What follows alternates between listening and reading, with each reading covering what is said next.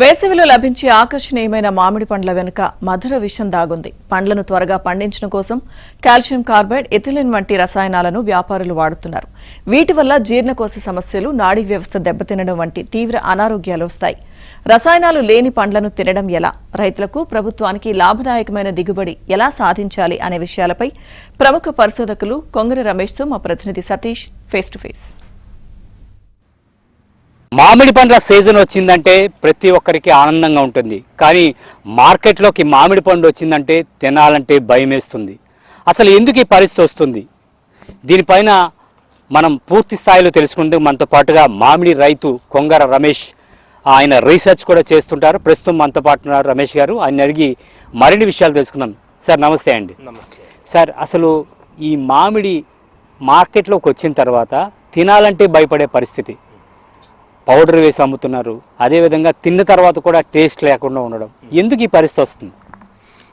మామిడి పంట వచ్చింది, కట్ చేయాలని ఆ చెట్టున పండిందేదో పచ్చిందేదో ఎవరికో మనుషులకు చెప్తారు. మనుషులు వరుస పెట్టి కాయలు కోసేస్తారు.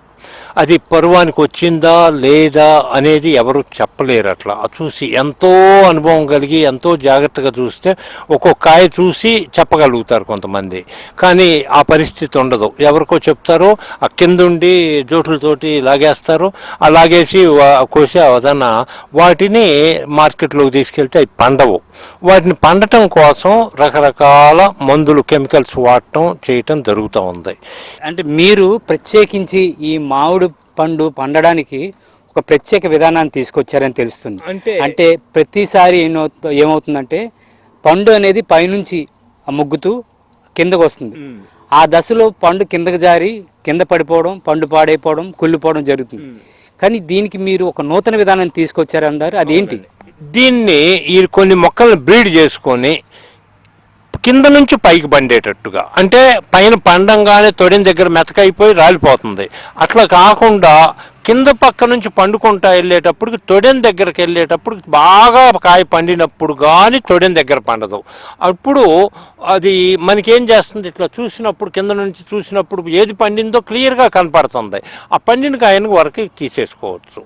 అట్లా నేను అట్లాంటి వెరైటీలు డెవలప్ చేస్తున్నా. అది అవసరం అని చెప్పి, అది తప్పనిసరి అవసరం. ఇప్పుడు చెట్టున ఎన్నో కాయలు పండి రాలకుండా, అట్లా ఇంత గాలి దోలినా కానీ రాలకుండా ఉండటానికి కారణం ఏంటి అంటే అక్కడ పైన పండకుండా పచ్చి ఉంటుంది. ఇది బ్రీడింగ్లో మార్పు. నేను ఇట్లా చేస్తే బాగుంటుంది కదా అనే ఉద్దేశంతో ఇప్పుడు అమృతం వెరైటీ అనేది చెట్టును మొత్తం పండి ఉంటాయి, రాలదు.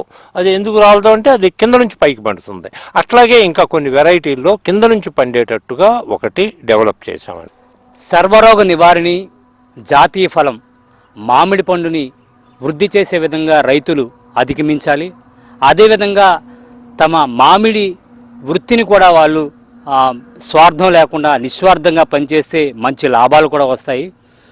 ఎక్స్పోర్ట్ ద్వారా వారు కానీ ఈ యొక్క మార్కెట్ని కానీ పెంచగలిగితే ఒక పక్క వారికి స్వంత ప్రయోజనాలు, అదేవిధంగా ప్రభుత్వానికి కూడా రెవెన్యూ పరంగా కూడా ఇది ఎంతగానో ఉపయోగపడుతుందంటూ కూడా ప్రముఖ రీసెర్చ్ కొంగర రమేష్ చెప్తున్నారు. వీడియో జర్నలిస్ట్ సత్యతో సతీష్, ఏబిఎన్ ఆంధ్రజ్యోతి, విశాఖ నుంచి.